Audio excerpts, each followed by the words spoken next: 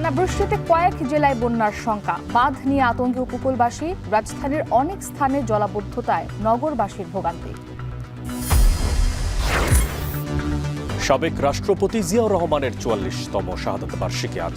তার দর্শন থেকে বিএনপি সরছে কিনা প্রশ্ন রাজনৈতিক বিশ্লেষকের।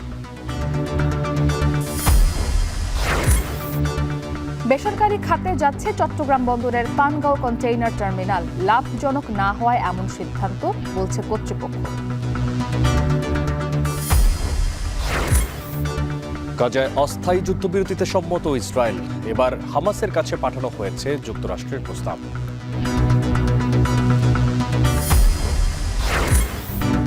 এবং সিরিজ বাঁচাতে আজ পাকিস্তানের বিপক্ষে মাঠে নামবে বাংলাদেশ, দ্বিতীয় ওয়ানডেতে জয়ের আশা লিটন দাসদের।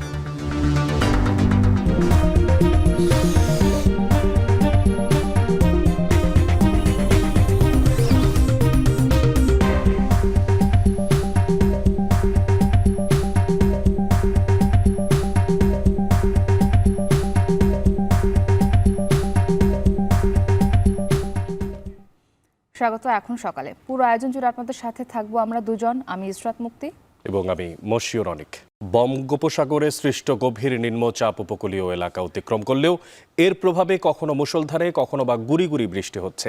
দেশের সকল নদী ও সমুদ্র বন্দরকে ৩ নম্বর স্থানীয় সতর্ক সংকেত দেখে যেতে বলেছে আবহাওয়া অফিস। উপকূলীয় এলাকার সবশেষ পরিস্থিতি জানাতে বরগুনা থেকে যুক্ত হচ্ছেন সহকর্মী জিয়াদ মাহমুদ ও পটুয়াখালীর কলাপাড়া থেকে যুক্ত আছেন জসিম পারভেজ। তবে শুরুতেই চলে যেতে চাই জিয়াদের কাছে। জিয়াদ, জানাবেন যে বরগুনায় এখন বৃষ্টিপাতের পরিমাণ কেমন, আর আবহাওয়া অফিস সবশেষ কি বলেছে?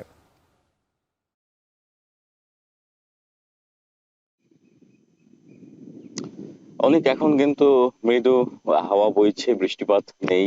তবে গতকাল রাত থেকে ভারী বর্ষণ এবং সেটি সকাল পর্যন্ত অব্যাহত ছিল, তবে বৃষ্টিপাত আর কিছুক্ষণ পরে আসার সম্ভাবনা রয়েছে।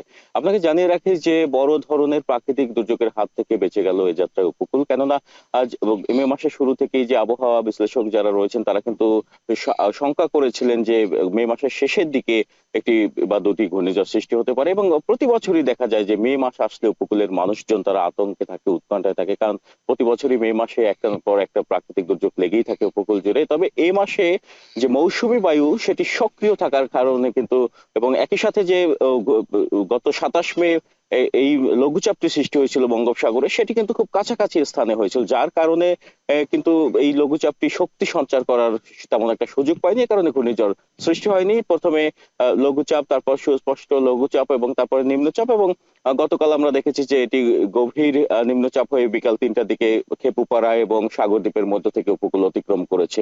এর ফলে ভারী বৃষ্টিপাত হয়েছে। জোয়ারের পানির উচ্চতা কিছুটা বেড়েছে, ৪০ থেকে ৪৫ সেন্টিমিটার পর্যন্ত। পায়রা, বিষখালী, বলেশ্বরের যে পানির উচ্চতা সেটি বেড়েছে, এবং নিম্নাঞ্চল যেটি স্বাভাবিক জোয়ারের সময় প্লাবিত হয় সেই নিম্নাঞ্চল সে ধরনের প্লাবিত হয়েছে। তবে পানির যে ধরনের সংখ্যা ছিল সে ধরনের কিন্তু তেমন একটা প্রভাব এই বরগুনাতে পড়েনি।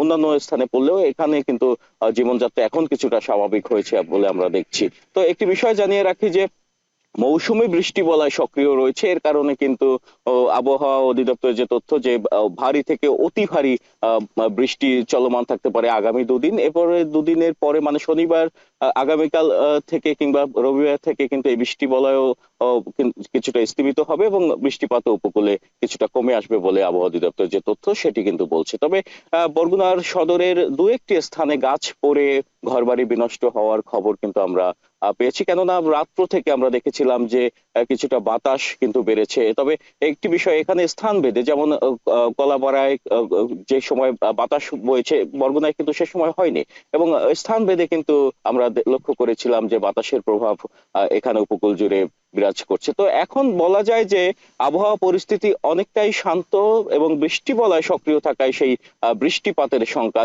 সেটি রয়েছে, এবং এটি ভারী বৃষ্টিপাত হওয়ার সম্ভাবনা রয়েছে। তো এই ছিল বরগুনা থেকে আবহাওয়া পরিস্থিতির আমার কাছে সবশেষ তথ্য। অনেক এবার চলে যেতে চাই কলাপাড়াতে, সেখানে আছেন সহকর্মী জসিম পারভেজ। জসিম, আপনার মাধ্যমে জানতে চাই যে টানা বৃষ্টিতে উপকূলীয় যারা আছেন তাদের মধ্যে বাঁধ ভেঙে যাওয়ার কিন্তু একটা আতঙ্ক বিরাজমান থাকে সবসময়, তো এইবার সেই আতঙ্ক আছে কিনা, কি বলছেন স্থানীয়রা?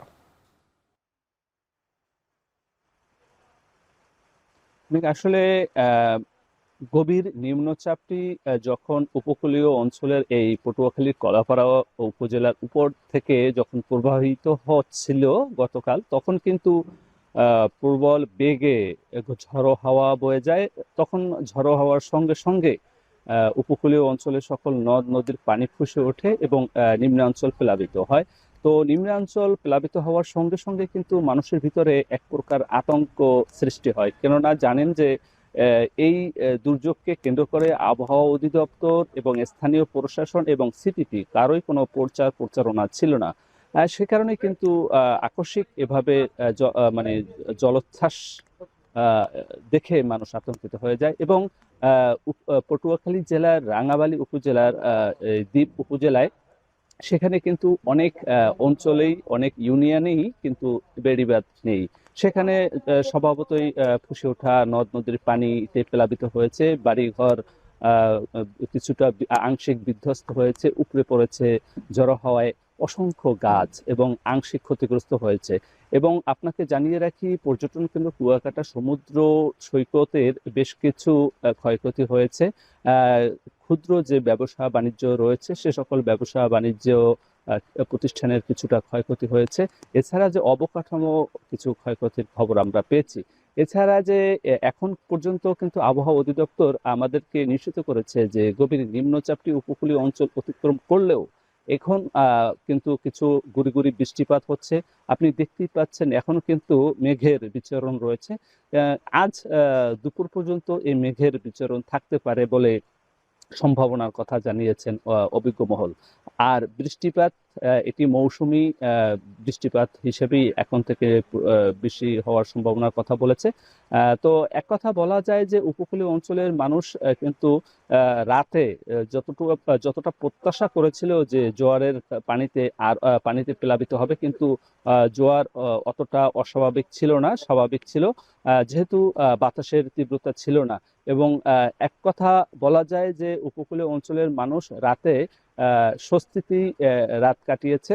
তবে যে সকল বেড়িবাঁধ বিধ্বস্ত হওয়া বা বিধ্বস্ত বেড়িবাঁধ অঞ্চলের মানুষ কিছুটা আতঙ্কে রাত্রি যাপন করেছে। এখন যেহেতু ঝড়ো হাওয়া কমেছে, বৃষ্টিপাত গুড়ি গুড়ি বৃষ্টিপাত রয়েছে, মেঘেরও অস্তিত্ব দেখা যাচ্ছে। সে কারণে এখন কিন্তু উপকূলীয় অঞ্চলে যে স্বাভাবিক বর্ষার দিনের যে আবহাওয়া সেটি বিরাজ করছে, মানুষের মাঝ থেকে আতঙ্ক কেটে যাচ্ছে। এই ছিল আমার কাছে সবশেষ। বরগুনা ও কলাপাড়া থেকে যুক্ত ছিলেন সহকর্মীরা। নিম্নচাপের প্রভাবে সেখানকার স্থানীয় জনজীবনে যে প্রভাব সে বিষয়ে সবশেষ জানাচ্ছিলেন তারা। এদিকে রাজধানীতেও নিম্নচাপের প্রভাব দেখতে পাওয়া যাচ্ছে। রাজধানীতে টানা বৃষ্টিতে অনেক এলাকায় দেখা দিয়েছে জলাবদ্ধতা, আর এতে করে ভোগান্তিতে পড়েছেন নগরবাসী। সড়কে যানবাহন কম থাকায় বিপাকে পড়েছেন অনেকে। আর এদিকে বৃষ্টির প্রভাবে রাজধানীর বাজারে পণ্য সরবরাহ বিঘ্নিত হচ্ছে। এ বিষয়ে বিস্তারিত জানাচ্ছেন সহকর্মী আসিফ ইকবাল। বঙ্গোপসাগরে সৃষ্ট নিম্নচাপটি গভীর নিম্নচাপে পরিণত হয়ে দেশের উপকূল অতিক্রম করেছে। এর প্রভাবে বৃহস্পতিবার ভোর থেকেই রাজধানী সহ সারা দেশে ঝরছে বৃষ্টি। কখনো মুষলধারে আবার কখনো ঝিরিঝিরি বৃষ্টিতে রাজধানীর বিভিন্ন সড়কে দেখা দিয়েছে জলাবদ্ধতা। যাত্রাবাড়ি, ধূপখোলা, গ্যান্ডারিয়া, আরামবাগ সহ বিভিন্ন জায়গায় সৃষ্ট জলজটের কারণে রাতেও দেখা দেয় যানজট।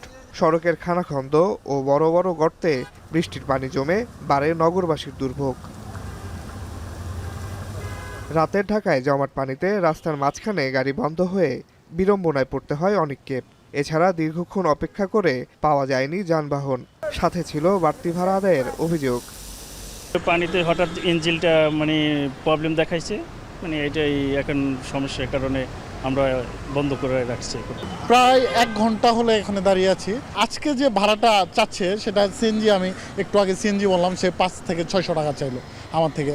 ভাড়া, দুর্ভোগ এবং সব মিলা খুবই অবস্থা খারাপ। রাস্তাঘাটে অনেক পানি, অনেকক্ষণ ধরে ওয়েট করতেছি, গাড়ি ঘোড়া পাচ্ছি না।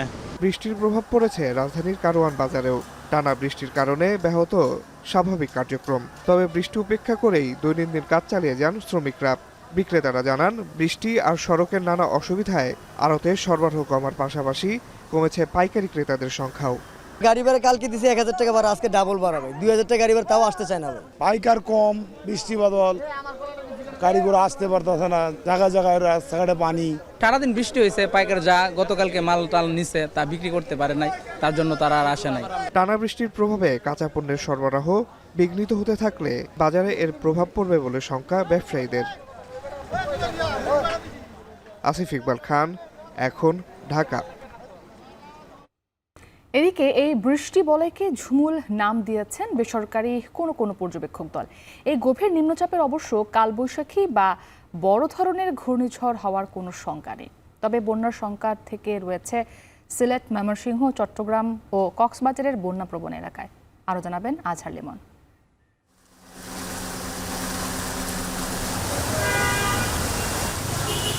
জ্যৈষ্ঠের মাঝামাঝির এই ঝুম বর্ষণ থামছে না সহসাই, আবহাওয়া দপ্তর বলছে এমনটাই।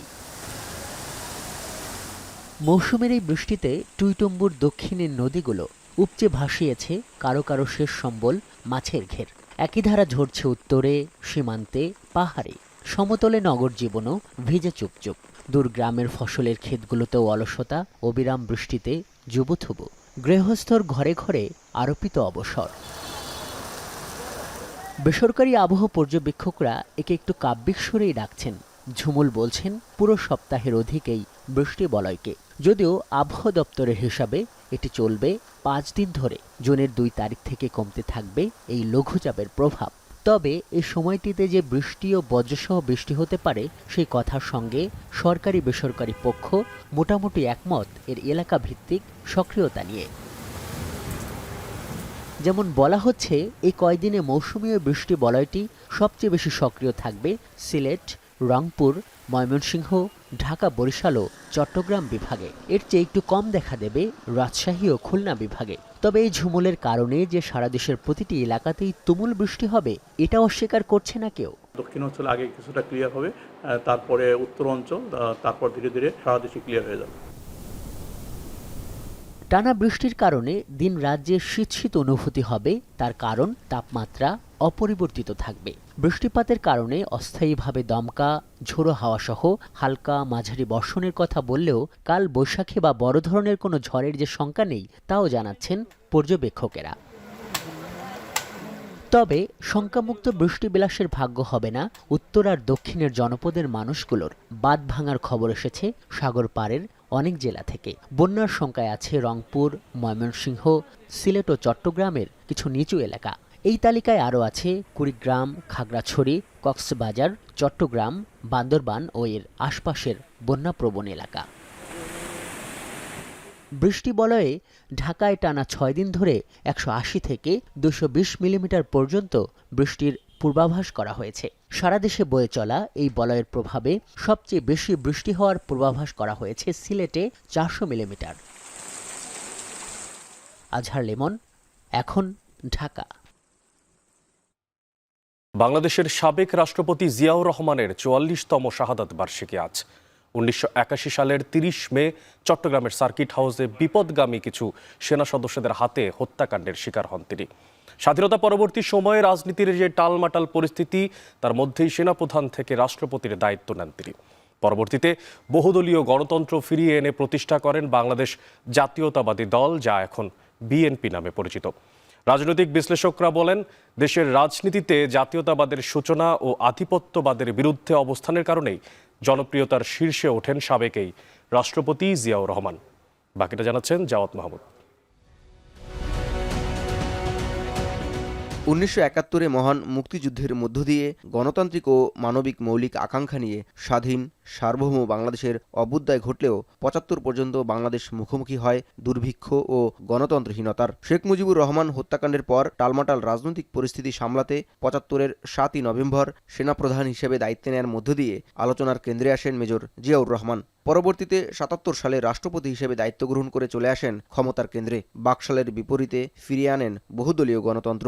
এর ঠিক বছরখানেক পর প্রতিষ্ঠা করেন বাংলাদেশ জাতীয়তাবাদী দল বিএনপি। যে রাজনীতি অর্থনৈতিক উন্নতি সাধন করতে পারে না, দেশের অর্থনীতির উন্নতি সাধন করতে পারে না, সে রাজনীতিতে কোনো লাভ নেই। নতুন দল গঠনের মধ্য দিয়ে দেশের মানুষকে তিনি পরিচয় করিয়ে দেন বাংলাদেশি জাতীয়তাবাদের সাথে। জোর দেন ধর্ম, বর্ণ, গোষ্ঠী, লিঙ্গ, জাতি নির্বিশেষে দেশের সব নাগরিকের জাতীয় ঐক্যের। সাবেক প্রেসিডেন্ট মেজর জিয়াউর রহমানের একান্ত সচিব হিসেবে দায়িত্ব পালন করেছিলেন বিএনপির স্থায়ী কমিটির সদস্য হাফিজউদ্দিন আহমেদ।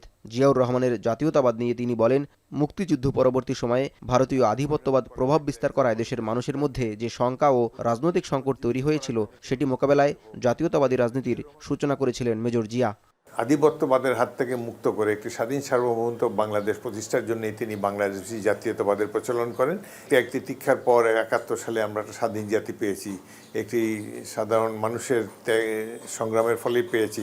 সুতরাং এটি যেন আর এই স্বাধীনতার সার্বভৌমত্ব যাতে কোনোভাবে ক্ষুণ্ণ না হয়, সেজন্যই তিনি বাংলাদেশি জাতীয়তাবাদের কথা জনগণের সামনে প্রচার করেছেন। জাহাঙ্গীরনগর বিশ্ববিদ্যালয়ের সরকার ও রাজনীতি বিভাগের সাবেক অধ্যাপক ডক্টর দিলারা চৌধুরীও মনে করেন, স্বাধীনতা উত্তর সময়ে ভারতীয় আধিপত্যবাদের ছায়া দেশের রাজনীতিকে ঘিরে ধরেছিল।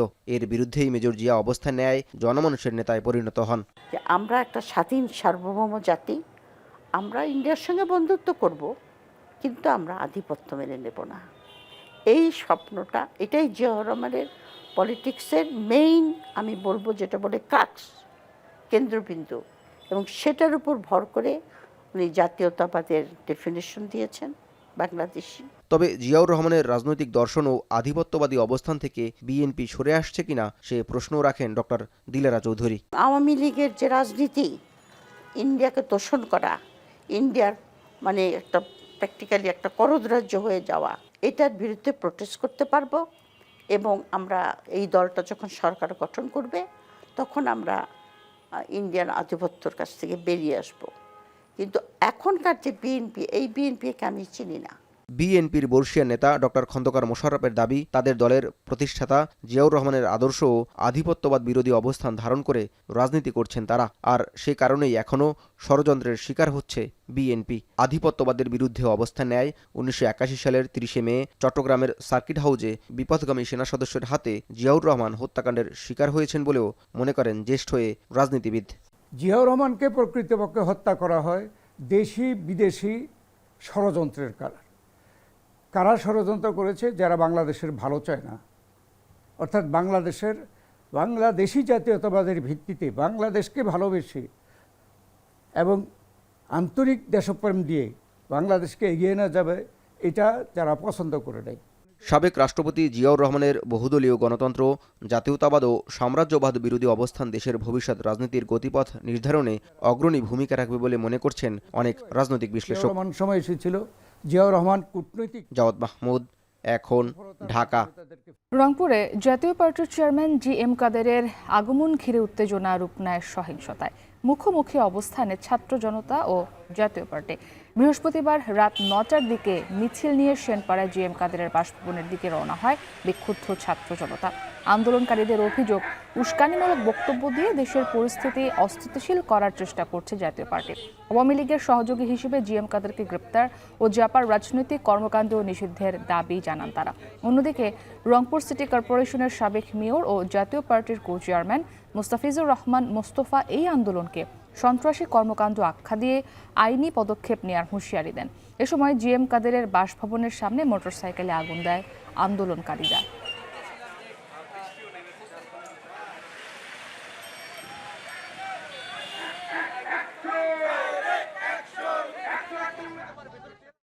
জাতীয় পার্টি কোনো অস্তিত্ব রাখতে চায় না রংপুরবাসী চাচ্ছে না, তাকে বয়কট করছে সবাই। আমাদের যে শান্তিপূর্ণ মিছিল ছিল, সেই মিছিলে জাতীয় পার্টির যে সশস্ত্র সন্ত্রাসীরা ছিল, তারা বন্দুক সহ বিভিন্ন দেশীয় অস্ত্র সহ হামলা করে এবং আমাদের 4 জন শিক্ষার্থী আহত হয়। এই ঘটনার আমরা প্রথমে তীব্র নিন্দা এবং সন্ত্রাসীদের গ্রেপ্তার দাবি করতেছি। পাশাপাশি আমাদের সাংগঠনিক যে কার্যক্রম সেটা আমরা বসে সিদ্ধান্ত নেব। পানগাঁও কন্টেইনার টার্মিনাল আগামী 12 বছরের জন্য বেসরকারি খাতে ছেড়ে দিচ্ছে চট্টগ্রাম বন্দর কর্তৃপক্ষ। আর এরই মধ্যে যোগ্য 3টি প্রতিষ্ঠানকে আরএফপি ইস্যুর জন্য নির্বাচিত করেছে বন্দর। যে অপারেটর দর ও প্রস্তাব সবচেয়ে ভালো হবে তারাই অভ্যন্তরীণ এই টার্মিনালটি পরিচালনা করবে। বন্দর কর্তৃপক্ষ বলছে, নানা পদক্ষেপের পরও এক যুগেও টার্মিনালটি কোনোভাবেই লাভজনক না হওয়ায় বেসরকারি খাতে ছেড়ে দেওয়া হচ্ছে। তবে ব্যবসায়ীরা বলছেন, রুটটি জনপ্রিয় করতে হলে খরচ কমানোর পাশাপাশি জাহাজের শিডিউল ঠিক রাখতে হবে। বিস্তারিত জানাচ্ছেন হাজিরা শিউলি। চট্টগ্রাম বন্দর দিয়ে আমদানি হওয়া 70% পণ্যই যায় ঢাকা ও আশপাশের এলাকায়। সড়কপথে চাপ কমাতে নৌপথে বিকল্প রুট হিসেবে কেরানীগঞ্জের অদূরে পানগাঁও ইনল্যান্ড কন্টেনার টার্মিনালটি নির্মাণ করেছিল চট্টগ্রাম বন্দর। 2013 সালে চালু হলেও অতিরিক্ত খরচসহ নানা কারণে শুরু থেকেই পানগাঁও ব্যবহারে সাড়া দেয়নি ব্যবসায়ীরা। পরবর্তীতে টার্মিনালটি সচল করতে এই রুটে জাহাজ ভাড়া ও চার্জ কমানো সহ বিভিন্ন পদক্ষেপ নেয় বন্দর। ফলে গত 4 থেকে 5 বছরে পণ্য পরিবহন কিছুটা বাড়ে। কিন্তু 2023 সালের জুলাইয়ে পানগাঁও রুটে একটি কন্টেনার জাহাজ ডুবি এবং পণ্য খালাসে কাস্টমসের হয়রানির কারণে গেল 1.5 বছরে পণ্য পরিবহন নেমে আসে 7 থেকে 8%। চট্টগ্রাম বন্দরের তথ্য অনুযায়ী 2023 সালে এই টার্মিনালে 1.5 শতাধিক জাহাজ ভিড়ে ও কন্টেনার হ্যান্ডলিং হয় প্রায় 30,000 একক। অথচ 2024 সালে জাহাজ ভিড়েছে মাত্র 21টি আর কন্টেনার হ্যান্ডলিং হয়েছে মাত্র 2,875 একক। এতে বন্দরের আয় প্রায় 12 কোটি টাকা থেকে কমে 3 কোটি টাকায় নেমে এসেছে। 2025-এর মে পর্যন্ত 5 মাসে জাহাজ ভিড়েছে মাত্র 8টি আর কন্টেনার হ্যান্ডলিং হয়েছে মাত্র 1044 টিউএস। এ অবস্থায় পানগাঁও টার্মিনালটি 12 বছরের জন্য বেসরকারি অপারেটর দিয়ে পরিচালনার প্রক্রিয়া শুরু করেছে চট্টগ্রাম বন্দর। এক্সপ্রেশন অফ ইন্টারেস্ট বা EYA যোগ্য বলে বিবেচিত 3টি প্রতিষ্ঠানকে শিগগিরই RFP ইস্যু করা হবে। সরকারের পক্ষ থেকে এখানে ট্যারিফ কমানো হয়েছিল এবং আরও অনেক সুযোগ সুবিধা দেওয়ার পরেও এটা কাঙ্ক্ষিত সুফল পাওয়া যাচ্ছে না। তো এখন এটা আমরা ইতিমধ্যে একটা EOI জারি করেছি। এটা 12 বছরের জন্য 3টা প্রতিষ্ঠান এখানে কোয়ালিফাই করেছে। এই 3টা প্রতিষ্ঠানের আমরা এখন এদের উপরে RFP ইস্যু করব, দেন তাদের মধ্যে থেকে বেস্ট অপারেটরকে আমরা চুজ করব। তো এটা আমরা প্রাইভেটে দেওয়ার উদ্দেশ্য হচ্ছে এটা যেন ভাইব্রেন্ট হয়। তবে ব্যবসায়ীদের আস্থা ফেরাতে টার্মিনাল পরিচালনাকারী অপারেটরকে এই রুটে জাহাজ পরিচালনার সুযোগ দেয়া ও হ্যান্ডলিং চার্জ সহ ট্যারিফ কমানোর দাবি সংশ্লিষ্টদের। বেসরকারীকরণ হলে ডেফিনেটলি এখানে তাদের উপর অথরিটিটা যদি তাদেরকে দেওয়া হয়, তারা তাদের মতো করে তাদের স্ট্র্যাটেজি ঠিক করবে, কিভাবে তাদের ভলিউম তারা ওখানে ইনক্লুড করবে, কাস্টমারদেরকে কীভাবে অ্যাট্রাক্ট করবে, কী ধরনের সার্ভিস অফার করবে। প্রত্যেকটা অপারেটর তার নিজস্ব স্টাইলে সেখানে আগাবে। সেখানে বেসরকারীকরণের ক্ষেত্রে যেই জিনিসটাকে ফ্যাসিলিটেট করতে হবে সেটা হচ্ছে গভর্নমেন্টের যে ইনফ্লুয়েন্স বা প্রভাব ওদের উপর যদি থাকে, বিশেষ করে রেগুলেটরি প্রভাব, তাহলে হয়তো খুব বেশি এটা ফলপ্রসূ হবে না। তো ওই জায়গায় তাদেরকে তাদের মতো করে স্ট্র্যাটেজি ঠিক করা, ট্যারিফ ঠিক করার বিষয়টা যদি দিয়ে দেওয়া হয়, তাহলে একটা কম্পিটিটিভ এনভায়রনমেন্ট তৈরি করে রিডাকশনের যে বেনিফিটটা সেটা হয়তো সে কাস্টমারদেরকে দিতে পারবে। বন্দর ব্যবহারকারীরা বলছেন, বেসরকারি অপারেটর নিয়োগের ক্ষেত্রে বন্দর পরিচালনার দক্ষতা ও অভিজ্ঞতা জরুরি। ব্যবসায়ীদের চাহিদা অনুযায়ী অপারেটর উন্নত সেবা দিলে পানগাঁও বন্দর সচল করা সম্ভব। বন্দর কিন্তু অনেকদিন থেকে চেষ্টা করছিল বিভিন্নভাবেই, কিন্তু এটাকে কিন্তু ওইভাবে ফাংশনিং করতে পারছিল না, সাকসেসফুল হচ্ছিল না। তো এখন যদি বন্দর এটাকে প্রাইভেটে দিয়ে যদি এটাকে এখান থেকে যদি একটা উপার্জন করতে পারে এবং যাদেরকে দেওয়া হবে তারা যদি দক্ষভাবে এটা হ্যান্ডেল করে, তাহলে আমরা মনে হয় দুটোকেই উইন উইন সিচুয়েশন থাকবে। বছরে প্রায় 1 লাখ টিউএস কন্টেনার হ্যান্ডলিংয়ের সক্ষমতা থাকলেও বর্তমানে সক্ষমতার 92%ই অব্যবহৃত থাকছে পানগাঁও নৌ টার্মিনালের। হাজরা শিউলি, এখন চট্টগ্রাম। বৈরী আবহাওয়ায় বরিশালের পাইকারি বাজারে অর্ধেকে নেমেছে সবজির দাম। ক্রেতার সমাগম কম থাকায় বেচাকেনাতেও পড়েছে প্রভাব। এ নিয়ে আরো জানাতে বরিশাল বহুমুখী সিটি পাইকারি কাঁচা বাজার থেকে যুক্ত আছেন অমিত হাসান। অমিত, বাজারের সবজির সরবরাহ এখন কেমন দেখছেন এবং হঠাৎই দাম কমে গেছে, তো এ বিষয়ে ব্যবসায়ীরা কি বলছেন? মুক্তি, একটু জানিয়ে রাখি যে গতকাল থেকেই কিন্তু বরিশালে প্রচুর বৃষ্টি হচ্ছে, যার কারণে যে সবজির বাজার, সেই বাজারে আসলে যে সবজির দাম রয়েছে সেই দামটি কমে গেছে বলে জানিয়েছেন ব্যবসায়ীরা, প্রায় অর্ধেকই নেমে গেছেন। বিশেষ করে কাঁচামরিচ, যে ঢেঁড়স, পটল সহ অন্যান্য যে সবজিগুলো রয়েছে, এই সবজিগুলো বরিশালের বাইরে থেকে সরবরাহ করা হয়। বিশেষ করে মেহেরপুর, যশোর, কুষ্টিয়া, রাজশাহী বিভিন্ন জায়গা থেকে এই সবজিগুলো সরবরাহ করা হয়ে থাকে, যার কারণে আসলে সরবরাহ মোটামুটি থাকলেও ক্রেতা সমাগম বৃষ্টির কারণে বেশ কম দেখা যাচ্ছে। এবং ব্যবসায়ীরা বলছেন যে বরিশালের আশেপাশের বিভিন্ন জায়গা থেকে যে ক্রেতারা আসতো তারাও কিন্তু এই বৃষ্টির কারণে আসতে পারছে না, যার কারণে দামটা কমে গেছে। বিশেষ করে 25 টাকার লাউ এখন বিক্রি হচ্ছে প্রায় 20 টাকা দরে, পটল 8 থেকে 10 টাকা, যেটি 2 দিন আগেও 15 টাকায় বিক্রি হচ্ছিল। আর কাঁচামরিচ 50 টাকায় বিক্রি হলেও 2-3 দিন আগে সেটি এখন 20 থেকে 30 টাকায় বিক্রি হচ্ছে। এছাড়া করলা 25 থেকে 30, কাঁকরোল 35, কুমড়ো 15 থেকে 16, বেগুন 30 থেকে 35 এবং শসা 15 টাকায় বিক্রি হচ্ছে, যেটি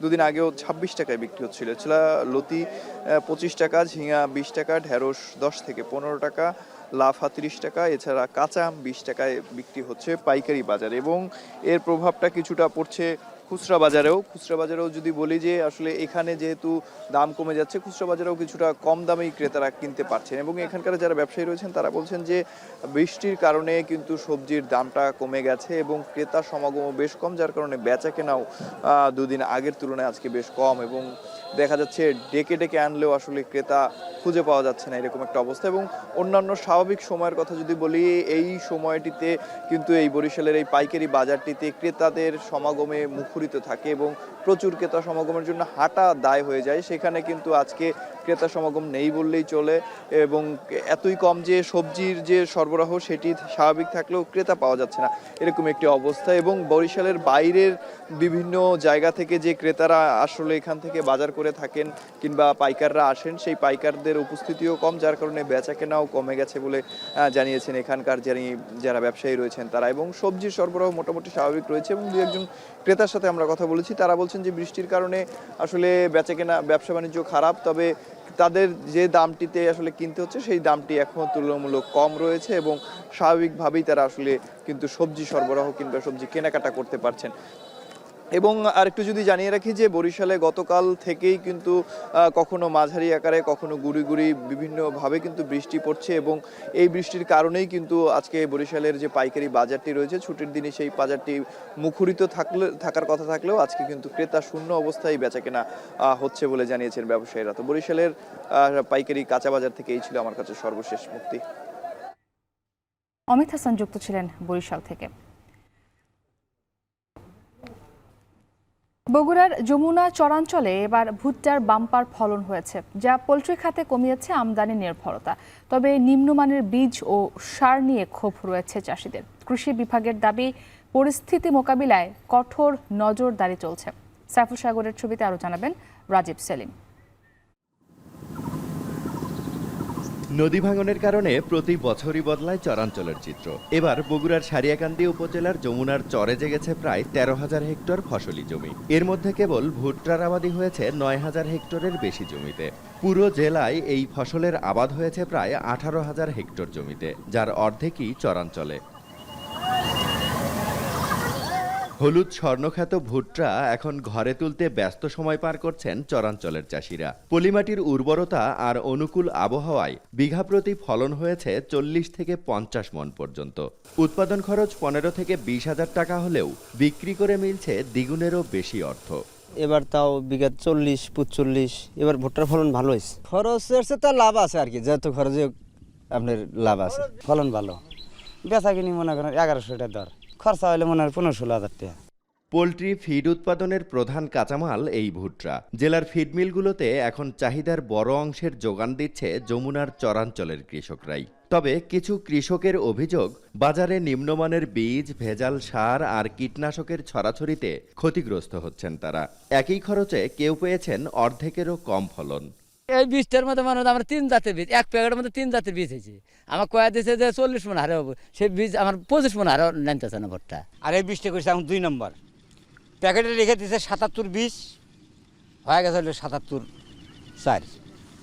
আর এই বীজটার ফলন কম হচ্ছে। ভালো বীজের কথা বলে আমাদের কাছে বিক্রি করে, কিন্তু পরবর্তীতে দেখা যায় আমরা বীজ বপন করার পরে অর্ধেক জ্বালায় আর অর্ধেক জ্বালায় না, এরকম মাঝে মধ্যেই হয়। কোম্পানির থেকে ভালো বীজগুলো দিল, যারা ভালো বীজগুলো ব্যবহার করছে তারা ভালো ফসলই পাইছে, আর যারা বীজগুলো মন্দ পাইছে ভালো বানাইকে সেই বীজগুলো আর মার খেছে, ফসলগুলি মার খেছে। তবে পরিস্থিতি মোকাবেলায় মাঠে নেমেছে বেশ কিছু বেসরকারি সংস্থা। এদের মধ্যে একটি সংস্থা প্রায় ১৬০০ ভুট্টা চাষিকে বিনামূল্যে বীজ, সার ও কৃষি যন্ত্রপাতি দিয়েছে। এদিকে বাজারে ভেজাল পণ্য ঠেকাতে কঠোর নজরদারির কথা জানান কৃষি সম্প্রসারণ অধিদপ্তরের কর্মকর্তারা। আমরা এই ভুট্টা উৎপাদনের ক্ষেত্রে কৃষকদেরকে সবসময় আমাদের বিভিন্ন প্রযুক্তিগত যে সহায়তাগুলো আছে, কিভাবে ভালো বীজ পাওয়া যাবে, কিভাবে এটার উৎপাদন প্রযুক্তিটা কি হবে, কিভাবে উৎপাদন করবে, এটা সবসময় আমরা তাদেরকে হাতে কলমে শেখাচ্ছি। কৃষি বিভাগ বলছে চলতি বছর বগুড়ায় প্রায় ৫০০ কোটি টাকার ভুট্টা উৎপাদনের লক্ষ্যমাত্রা ঠিক করা হয়েছে। এর মধ্যে কেবল চরাঞ্চলেই উৎপাদন হবে প্রায় ২৫০ কোটি টাকার ভুট্টা। রাজীব সেলিম, এখন বগুড়া। মাঠের চারদিকে যতদূর চোখ যায় শুধুই সূর্যমুখী ফুল। বলছিলাম সাতক্ষীরার উপকূলীয় এলাকার লবণাক্ত ও পতিত জমিতে ডিবলিং পদ্ধতিতে চাষ করা সূর্যমুখী ফুলের ব্যাপারে, যা শুরু হয়েছে আরও অনেক আগে থেকেই। কোনো প্রকার জমি প্রস্তুত ছাড়াই ডিবলিং পদ্ধতিতে চাষ করে ভালো ফলনও পাচ্ছেন অনেকে। চলতি মৌসুমেই আবহাওয়া অনুকূলে থাকায় ভালো ফসল পাওয়ার আশা করছেন কৃষকরা। আর কৃষি বিভাগ বলছে পতিত এই জমিতে সূর্যমুখী চাষ করার মধ্য দিয়ে উৎকৃষ্ট মানের ভোজ্য তেলের চাহিদা কিছুটা হলেও পূরণ করা সম্ভব। বিস্তারিত আহসান রাজীবের প্রতিবেদনে, যেখানে ক্যামেরায় ছিলেন মাসুদ রানা।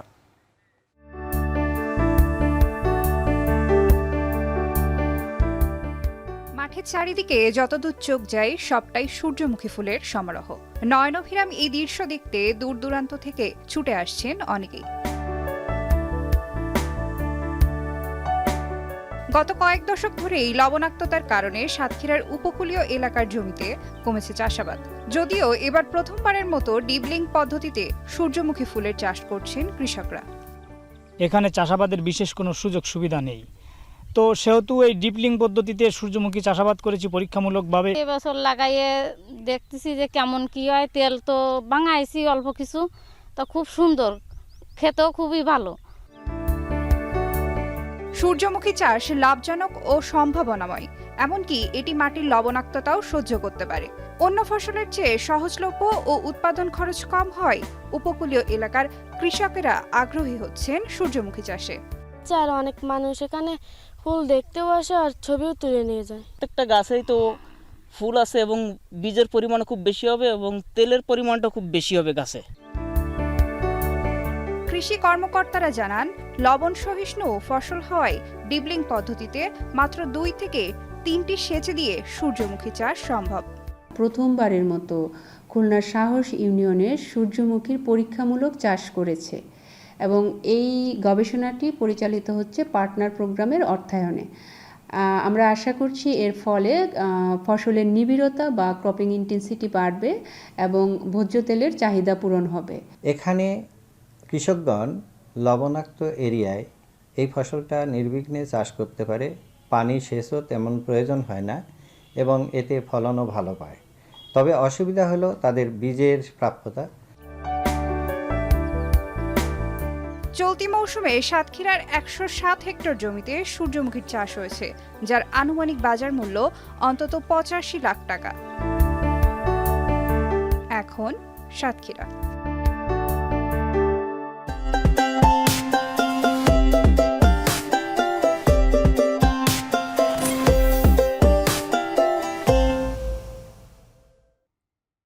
কোরবানির ঈদ যতই ঘনিয়ে আসছে ততই আলোচনায় আসছে বিশাল আকৃতির কোরবানির পশুর।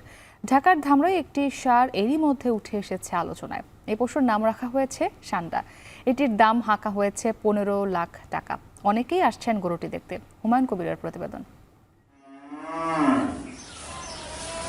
৩ বছর আগে পালের একটি বাছুর বড় করার সিদ্ধান্ত নেন ধামরাইয়ের খামারি নাইম হুসাইন। সে অনুযায়ী গরুটি পালন শুরু করেন। ৩ বছর লালন পালন করে বড় করেন।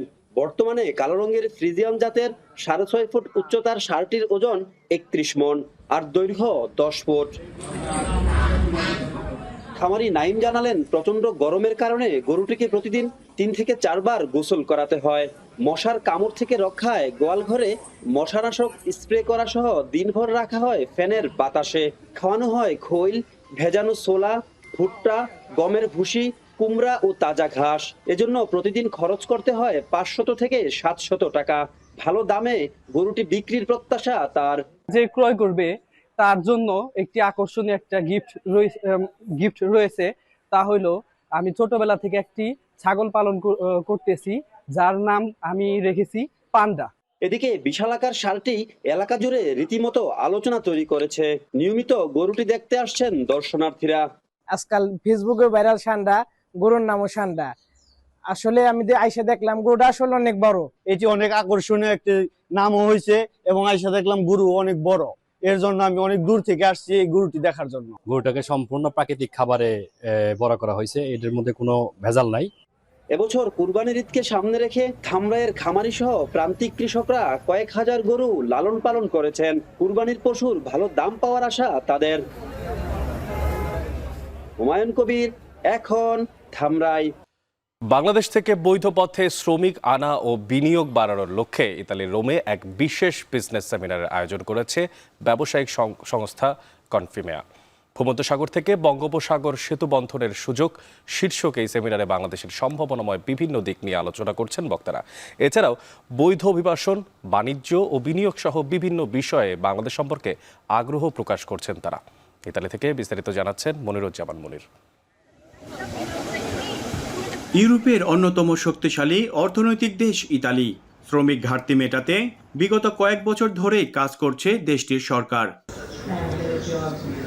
এমন প্রেক্ষাপটে বাংলাদেশ থেকে বৈধ পথে শ্রমিক আনা এবং বিনিয়োগ বাড়ানোর লক্ষ্য নিয়ে ইতালি রোমে অনুষ্ঠিত হয়েছে কনফিমেয়া বিজনেস সেমিনার, যার শিরোনাম দেওয়া হয়েছে ভূমধ্যসাগর থেকে বঙ্গোপসাগর সেতু বন্ধনের সুযোগ। এ সময় ভার্চুয়ালি সেমিনারে যুক্ত হয়ে বাংলাদেশকে সম্ভাবনাময় দেশ হিসেবে উল্লেখ করেছেন ঢাকায় নিযুক্ত ইতালির রাষ্ট্রদূত আন্তোনিও আলেসান্দ্রো। এ সময় সবাই বক্তব্য রাখেন ইতালি গণপ্রজাতন্ত্রের সিনেটর মার্কো স্কুইরিয়া সহ বিশিষ্ট ব্যক্তিরা। অনলাইনে বক্তব্য দিয়েছেন ইতালিতে বাংলাদেশের রাষ্ট্রদূত এটিএম রকিবুল হক। মানব পাচার রোধে, বৈধ অভিবাসন, বাণিজ্য ও বিনিয়োগ সহ বিভিন্ন বিষয়ে বাংলাদেশ সম্পর্কে আগ্রহ প্রকাশ করেন বক্তারা। Tanto voglio dare un ringraziamento ai presenti di oggi, che sono state tantissime imprese italiane e tantissimi rappresentanti del Bangladesh. Sono contento di averti incontrato, presente come sempre a fianco. আমাদের বিভিন্ন প্রজেক্টে আমাদের উন্নয়নে তারা ইনভেস্ট করতে চায়। এখানে অনেক ইনভেস্টররাও এসেছিলেন, তাদের সাথে আমাদের মূলত একটা ডিসকাশন ফোরাম হয়েছে এখানে। Di aver partecipato a questa bellissima riunione che testimonia la fratellanza tra i nostri due popoli.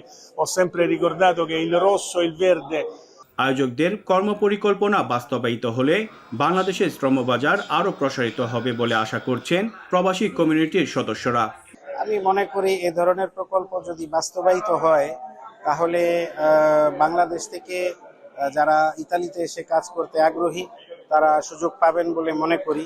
এখানে আমরা বিগত দিনে দেখেছি ফ্লুসির মাধ্যমে লোকজন ইটালিতে আসে, কিন্তু তারা মূলত কোনো কাজের দক্ষতা নেই এবং ভাষা জানে না, ফলে তাদের এখানে কর্মসংস্থানটা হয় না এবং যার ফলে তারা আসলে বৈধভাবে এই দেশে প্রতিষ্ঠিত হতে পারে না। আমাদের সমবাজার যদি ভালো করে রাখতে পারি তাহলে মনে করি আমাদের দেশের অনেক দিকটা এগিয়ে যেতে পারে। প্রবাসীদের দাবি বাংলাদেশ থেকে আরও জনশক্তি নেয়ার পাশাপাশি নিরাপদ অভিবাসনও নিশ্চিত করতে হবে। বাংলাদেশ এবং ইতালি সরকারের সুসম্পর্ক দৃঢ় করার মাধ্যমে এবং বাংলাদেশ থেকে প্রশিক্ষণ নিয়ে ইতালিতে বৈধভাবে শ্রমিক রপ্তানির যে প্রক্রিয়া শুরু হয়েছে, এই প্রক্রিয়াতে এই ধরনের আয়োজন ভূমিকা রাখবে বলে মনে করছেন সংশ্লিষ্টরা। মনিরুজ্জামান মনির, এখন ইতালি। গাজায় অস্থায়ী যুদ্ধবিরতির প্রস্তাবে সম্মত হয়েছে ইসরায়েল। প্রধানমন্ত্রী বেনিয়ামিন নেতানিয়াহু সবুজ সংকেত দেওয়ার পর প্রস্তাবটি পাঠানো হয়েছে হামাসের কাছে। বৃহস্পতিবার এই তথ্য নিশ্চিত করেছে white house. Press secretary Karoline Leavitt জানিয়েছেন, যুক্তরাষ্ট্রের মধ্যপ্রাচ্য প্রতিনিধি স্টিভ উইটকফের মধ্যস্থতায় এই প্রস্তাবটি মেনে নিয়েছে তেল আবিব। এর আগে হামাসের পক্ষ থেকে জানানো হয়, ওয়াশিংটনের কাছ থেকে তারা একটি অস্থায়ী যুদ্ধবিরতির প্রস্তাব পেয়েছে। পূর্ণাঙ্গ পর্যালোচনার পর এ বিষয়ে চূড়ান্ত সিদ্ধান্ত জানানো হবে। প্রস্তাবটি কার্যকর হলে গাজায় 60 দিন পূর্ণাঙ্গ অস্ত্রবিরতির শর্ত মেনে নেবে ইসরায়েলি প্রতিরক্ষা বিভাগ। এছাড়া জীবিত 10 ইসরায়েলি জিম্মিকে মুক্ত করবে হামাস। বিপরীতে 1100 ফিলিস্তিনি বন্দীকে মুক্তি দেবে ইসরায়েল।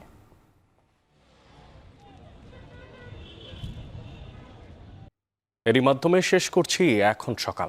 তার আগে শিরোনামগুলো আরো একবার।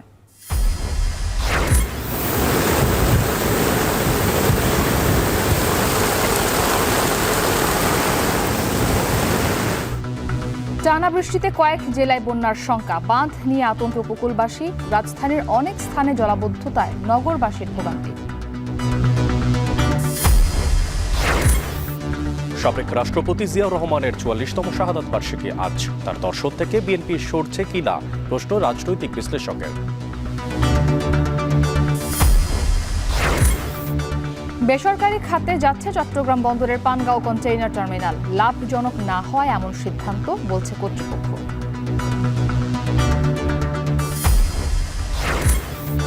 গাজায় অস্থায়ী যুদ্ধবিরতিতে সম্মত ইসরায়েল, এবার হামাসের কাছে পাঠানো হয়েছে যুক্তরাষ্ট্রের প্রস্তাব।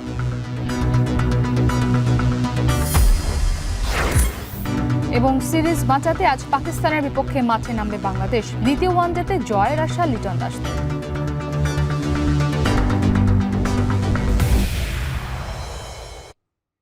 এই ছিল এখন সকালে। এখন টেলিভিশন ওয়েবসাইটে দেখতে ভিজিট করুন এখন.tv। এছাড়া এখন টেলিভিশন ফেসবুকে দেখতে ভিজিট করুন facebook.com/tv.এখন এবং ইউটিউবে এখন টেলিভিশন দেখতে ভিজিট করুন youtube.com/c/এখন.tv।